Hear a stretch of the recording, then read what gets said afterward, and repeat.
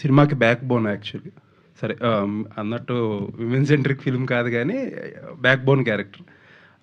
అంటే టెరిఫిక్గా వర్క్ అవడంతో సెకండ్ హాఫ్లో ఏమన్నా ఫ్లాస్ ఉన్నా కూడా మొత్తం కవర్ చేసేసింది కూడా మీ క్యారెక్టర్.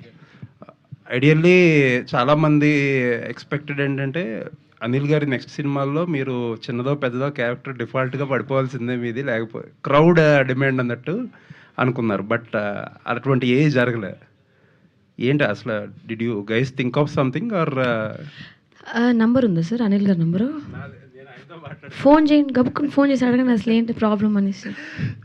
సో ఈ క్వశ్చన్ నేను కూడా అడిగాను, నా చుట్టూ ఉన్న వాళ్ళు చాలామంది అడిగారు.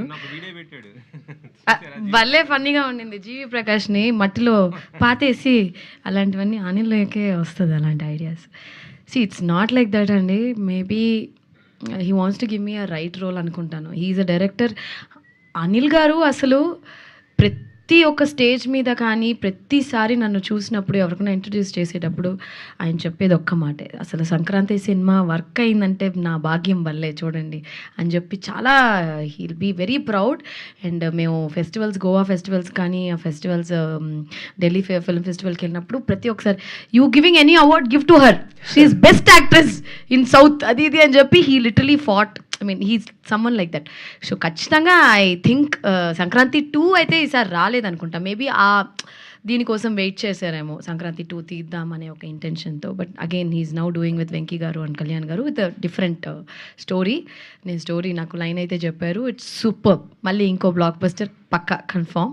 So I'm also hoping Anil గారితో ఇంకో సినిమా వర్క్ చేయాలని. దేవుడి దయ వల్ల త్వరగా జరిగితే ఆల్ ది బెస్ట్ అండి. అందరికీ హ్యాపీ.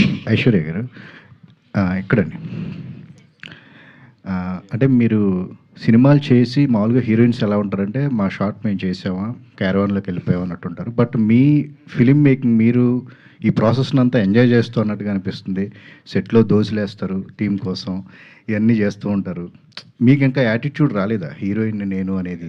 మీకు ఇంకా అలవాటు కాలేదా ఎట్లాగా? ఈ క్వశ్చన్ నన్ను చాలా మంది అడిగారండి. అంటే నన్ను చిన్నప్పుడు స్కూల్లో చూసిన వాళ్ళ దగ్గర నుంచి ఇప్పుడు దాకా ఇలాగే ఉన్నావు, ఇంటర్వ్యూలన్నా కొంచెం ఫిల్టర్ చేసి మాట్లాడు, నువ్వు హీరోయిన్ అయ్యావు అంటే ఇంకా ఏమి ఎక్కలేదా నీ బుర్రకి అంటే, ఏమో అండి నాకు అసలు అదేమీ అంతగా ఎక్కలేదని అనుకుంటాను.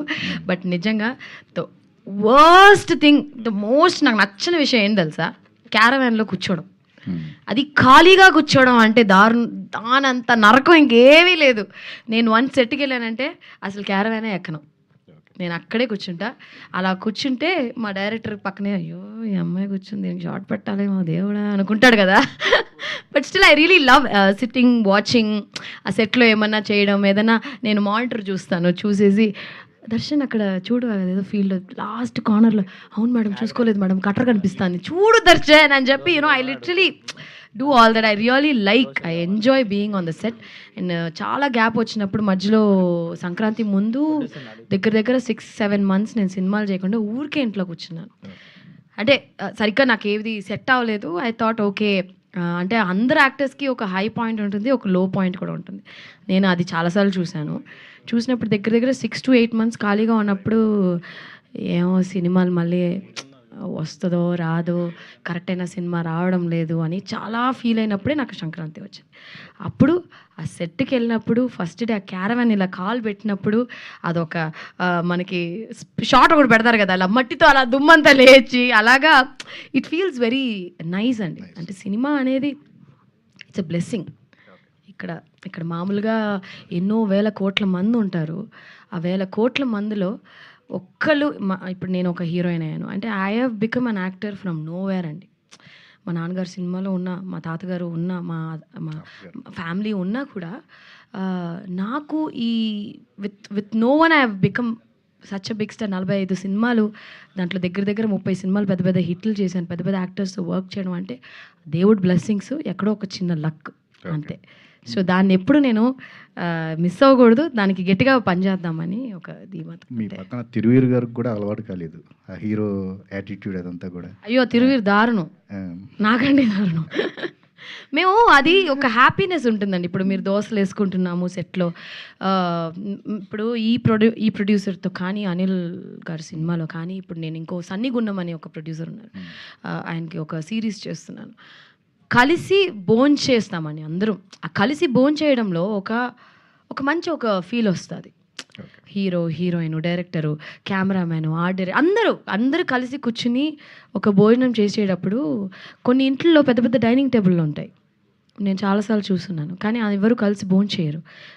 ఒక్కొక్క టైమింగ్లో డిఫరెంట్ టైమింగ్స్లో వాళ్ళ కన్వీనియన్స్లో భోంచేస్తారు. యాక్చువల్లీ మనందరం రియల్ లైఫ్లో if we take our selfs ఒక ఇంట్లో కలిసి భోంచేయడం అనేది ఒక ప్యాటర్న్ ఫాలో చేస్తే చాలా సంతోషంగా కొన్ని గొడవలు